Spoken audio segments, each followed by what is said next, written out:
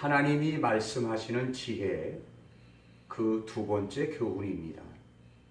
총 주제의 말씀은 잠언 30장 24절로부터 28절까지고요. 두 번째 본문의 말씀은 잠언 30장 26절과 에레미야 17장 7절 말씀이 되겠습니다. 오늘 두 번째 본문의 말씀인 잠언 30장 26절의 말씀에 보면 약한 종류로 돼 집을 바위 사이에 짓는 사반과라고 하는 말씀을 소개하고 있습니다. 본문에서 말하는 연약한 작은 동물인 사반은 바위 사이에 집을 짓는 바위 너구리를 말합니다. 사반이라고 하는 말은 히브리어로서 바위 너구리를 말하는데 구약 성경에서는 발굽이 갈라지지 않아 부정한 동물로 나오지만 이 동물을 지혜롭다고 하는 이유는 그 특성을 살펴보면 잘 알 수가 있습니다. 그렇다면 사반의 성향과 그 비유에 대해서 살펴보도록 하겠습니다. 사반 즉 바위 너구리는 겁이 많은 작은 동물로서 대적을 만나면 대항치 않고 바위 사이에 지은 집으로 재빠르게 도망을 가죠. 그러므로 먹이를 찾는 반경도 그리 넓지 않은 편입니다. 이런 겁이 많고 연약한 동물을 성경은 지혜로운 동물이라 말하면서 인생들에게 이러한 지혜를 배우라고 말씀하고 있습니다. 왜 이렇게 말씀하시는 것일까요? 인생들은 대적자인 마귀를 결코 이길 수 없습니다. 그러므로 만세 반석 되신 예수님만을 의지할 수밖에 없는 것이죠. 마귀는 결코 예수님을 이길 수 없기 때문에 예수님 뒤로 숨는 것은 비겁한 행동이 아니라 오히려 지혜로운 행동이 된다는 것입니다. 그렇다면 여호와 하나님만을 의지하려면 어떻게 해야 되느냐? 그 첫째는 믿음의 대상이 분명해야 한다는 것입니다.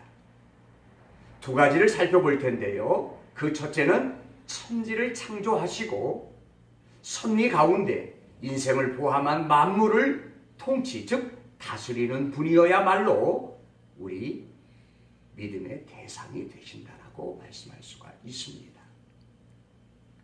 두 번째가 가장 중요한데요. 죄의 문제를 해결하신 분이어야말로 우리의 믿음의 대상이라 말씀할 수가 있는 것입니다. 사도행전 4장 12절의 말씀에 보면 다른 이로서는 구원 얻을 수 없나니 천하 인간의 구원 얻을 만한 다른 이름을 우리에게 주신 일이 없음이니라 하였더라 라고 말씀하고 있습니다.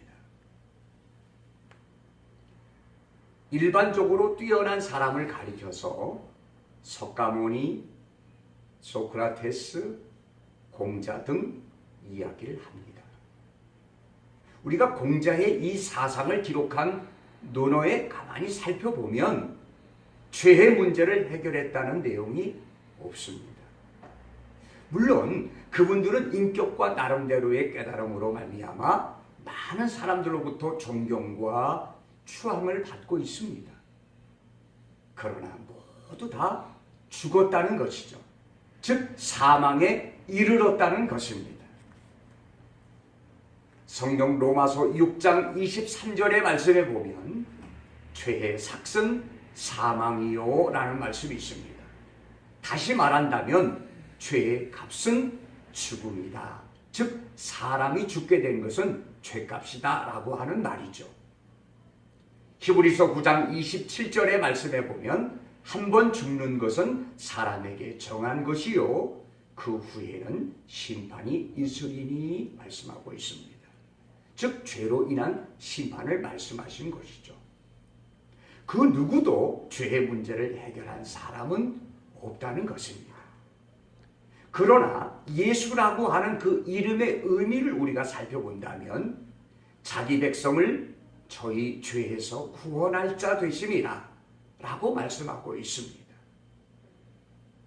바로 오직 예수, only Jesus, 예수님만이 우리 모든 인생들의 죄의 문제를 해결하신 분이시기 때문에 우리의 믿음의 대상이 되신다는 것입니다. 예전엔 내가 삶의 주인이 되었을 때에는 삶의 책임을 져야 하기 때문에 염려했을 겁니다. 근심했을 겁니다. 걱정하며 살았을 것입니다. 그러나 예수님을 나의 삶의 주인으로 모셨다면 내가 삶을 책임질 필요가 없기 때문에 염려하거나 근심하거나 걱정할 필요가 없다는 것이죠.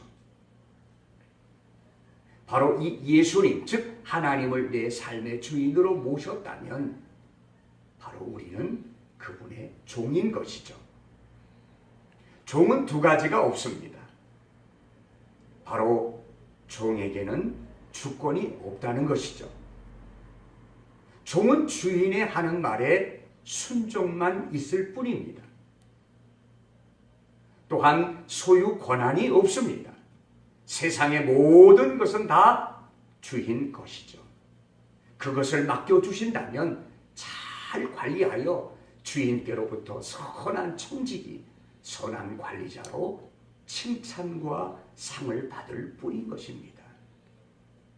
그렇다면 사람과의 관계는 어떤 관계냐? 사람과의 관계는 사랑의 관계일 뿐이지 믿음의 대상이 아니라고 하는 사실입니다. 그러므로 두 번째, 여호와 하나님만을 의지하려면 바로 인생을 의지하지 말라고 그렇게 말씀하고 있습니다. 이사야서 2장 22절의 말씀에 보면 너희는 인생을 의지하지 말라. 그 호흡은 코에 있나니 라고 말씀하고 있습니다. 여러분, 우리 옛 속담에 믿는 도끼에 발등 찍힌다는 말이 있어요. 인생을 우리가 믿고 의지함으로써 그 도끼에 발등을 혹여 찍혔다면 여러분 실망하거나 낙심하지 마시기 바랍니다. 오히려 불쌍히 여기는 주의 마음을 가질 수 있는 저와 여러분이 되어지기를 간절히 소망합니다. 에레미야 17장 5절의 말씀에 보면 나 여호와가 이같이 말하노라. 무릇 사람을 믿으며 혈육으로 그 권력을 삼고 마음이 여호와에게서 떠난 그 사람은 저주를 받을 것이라 그렇게 말씀하고 있습니다. 여러분, 예수 안에서 모든 사람들이 평등합니까? 그렇습니다. 빈부, 귀천, 유무식을 막론하고 주 안에서는 모두가 평등한 것이죠. 우리가 두바이 빌딩이나 63 빌딩이나 상가 건물이나 사람의 시각으로 바라본다면 물론 차이가 있을 것입니다. 그러나 하늘에서 바라본다면 모두가 천에 불과한다라고 하는 사실입니다. 하나님의 시각으로 사람을 본다면 모두가 다 죄인인 것이죠. 그런데 신앙을 가지고 있는 우리 믿음의 사람들이 세상 사람들과 같이 같은 성씨나 같은 고향 사람이나 같은 학교 출신인 그러한 학연이든 동기든 이런 모든 것들이 예수님보다 앞설 수 없는 것인데 우리는 그렇게 살고 있다라고 하는 사실입니다. 여러분, 우리는 주 안에서 한 가족이라는 사실을 잊지 않기를 예수의 이름으로 축복합니다. 세 번째, 여호와 하나님만을 의지하려면 그래서 주 안에 있어야 한다는 것이죠. 요한복음 15장 5절 말씀에 보면 나는 포도나무요 너희는 가지니 저가 내 안에 내가 저 안에 있으면 이 사람은 과실을 많이 맺나니 나를 떠나서는 너희가 아무것도 할 수 없음이라 그렇게 말씀하고 있습니다. 주 밖에는 마귀의 밥이라는 얘기죠. 우리가 주 안에서 산다면 마귀는 도리어 우리의 밥이 될 것입니다. 그러나 우리가 주 밖에서 생활한다면 바로 마귀의 밥이 된다는 사실을 잊지 말아야 됩니다. 우리가 잘 알고 있는 노아의 방주를 우리가 생각해 보면 그 방주 안에는 먹을 양식과 더불어서 마음이 평안합니다.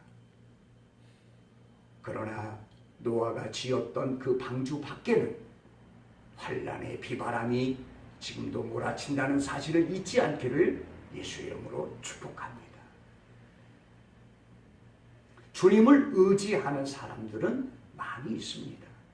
그러나 주님만을 의지하는 사람은 많지를 않아요. 즉 주님께 부분적으로 삶을 맡기는 사람은 많이 있으나 완전하고도 온전히 삶을 맡기는 사람은 적다는 말이죠. 그러므로 우리 성도된 우리들은 인생을 의지하지 마시고 또한 도움을 구하러 세상으로도 내려가지 마시고 눈을 들어 천지를 지으신 나를 만드신 여호와 하나님께 구하시고 그분만을 의지하는 지혜로운 성도가 되기를 예수 이름으로 축복합니다. 이제부터는요, 말씀을 우리가 바로 깨닫는 것이 중요합니다. 그리고 그분만을 의지하기 위하여 사반과 같이 그러한 지혜가 우리에게는 필요합니다. 여러분, 말씀을 검이라고 했죠. 무딘 검으로는 적을 상대할 수가 없습니다. 그래서 이 말씀의 칼날이 좌우의 어떤 날선검보다 예리해질 때까지 우리는 기도에 정진을 해야 된다고 하는 사실입니다. 다시 한번 말씀드립니다. 말씀의 칼날이 예리해질 때까지 기도에 정진을 해야 됩니다. 그렇지 않는다면 이 세상, 즉 마귀를 이길 수 있는 거룩함은 나와 성도들에게 나타나지 않을 것입니다. 신앙생활하는 모든 이들은 주님을 나의 삶의 주인으로 모시기 위하여 끝없이 자기 자신을 포기하는 그러므로 주님만을 의지하는 지혜로운 모든 성도가 되어질 수 있기를 예수 그리스도 이름으로 간절히 소망합니다.